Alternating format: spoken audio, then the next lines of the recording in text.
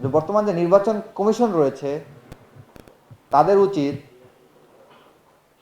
ডাকসু নির্বাচনের যারা কমিশনার ছিলেন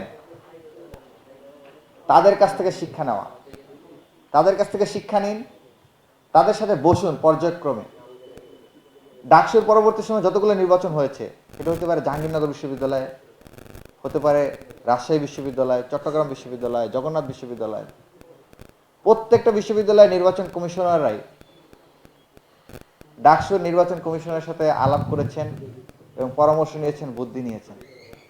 ঢাকা বিশ্ববিদ্যালয়ের মতো একটা জায়গায় এই ধরনের একটা নির্বাচন সুষ্ঠু হবে এবং কোনো মারামারি হবে না, কাটাকাটি হবে না, একটা সিঙ্গেল দুর্ঘটনা ঘটবে না, এমনকি একটা ধস্তাধস্তির ঘটনাও ঘটবে না।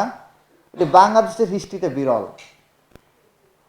বাংলাদেশে যতগুলো ডাকসু নির্বাচন হয়েছে, এমন কোনো নির্বাচন নাই যেই নির্বাচনে মারামারি হানাহানির ঘটনা ঘটে নাই।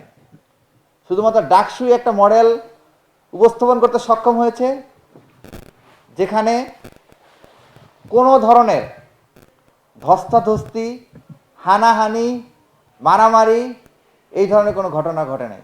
হ্যাঁ, কথার লড়াই হয়েছে, কথার কাটাকাটি হয়েছে, কাদা ছোড়াছুরি হয়েছে, কথার নোংরামি হয়েছে, অনেক কিছুই হয়েছে, কিন্তু সেটি শেষ পর্যন্ত হাতাহাতিতে গড়ায় নাই।